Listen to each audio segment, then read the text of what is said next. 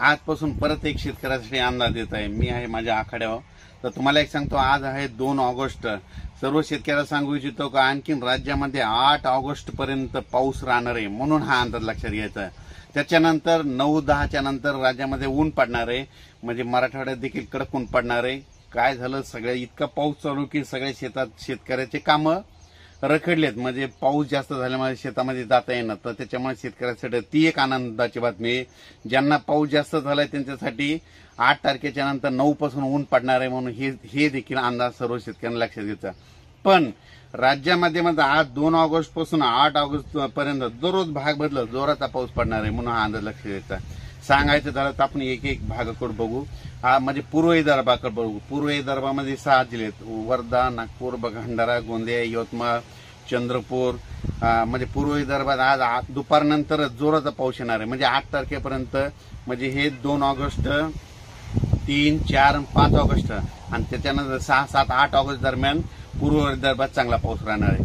त्याच्यानंतर आपण पश्चिम विदर्भाकडे वळू. पश्चिम विदर्भामध्ये यवतमाळ, अकोला, अमरावती, त्याच्यानंतर बुलढाणा, वाशिम, हिंगोली ह्या भागामध्ये जवळपास म्हणजे आज 2 तारखेपासून 2 ऑगस्ट पासून ते 8 ऑगस्ट दरम्यान चांगला पाऊस पडणार आहे. म्हणजे 2, 3, 4 पाऊस पडणार आहे. त्याच्यानंतर 6, 7, 8 दरम्यान 6, 7, 8 ऑगस्ट दरम्यान पश्चिम विदर्भात चांगला पाऊस पडणार आहे, म्हणून हे अंदाज लक्षात द्यायचा. 9 तारखेपासून पुन्हा उघाडत भेटणार आहे, म्हणून हे देखील लक्षात द्यायचं. त्याच्यानंतर मराठवाड्याकडे बघू.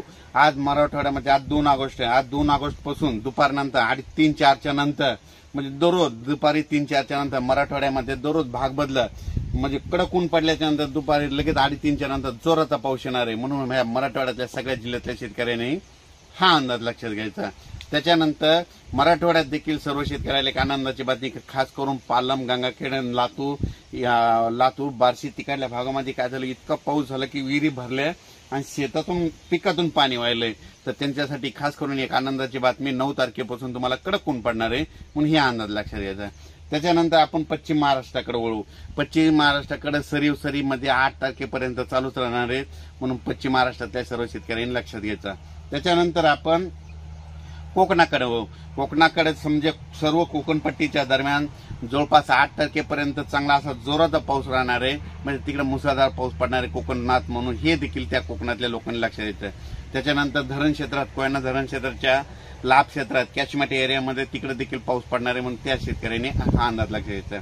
त्याच्यानंतर परत आपण उत्तर महाराष्ट्राकडे वळू. आज देखील ह्या उत्तर महाराष्ट्रामध्ये सांगायचं झालं तर नंदुरबार, धुळे, जळगाव, मालेगाव, इगतपुरी, नाशिक पर्यंत आज देखील म्हणजे 8 तारखेपर्यंत दररोज रात्रीच्याला म्हणजे दुपारच्या नंतर रात्रीच्याला पाऊस येणार आहे, म्हणून हा अंदाज लक्षात घ्यायचा.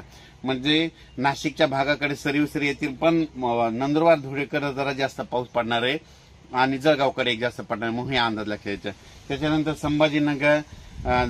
संभाजीनगर, जळगाव तसेच जालना जिल्हा या भागात देखील आज दुपारनंतरच म्हणजे ऊन पडणार दुपारपर्यंत, म्हणजे 8 तारखेपर्यंत असंच राहणार. दुपारपर्यंत ऊन आणि त्याच्यानंतर दुपारच्या नंतर रात्रीच्याला परत पाऊस येणार, म्हणून हा अंदाज लक्षात घ्यायचा. सर्व दूर नाही पण भाग बदलत पडणार, पण 8 तारखेपासून पर्यंत पाऊस येणार आहे, म्हणून हा अंदाज लक्षात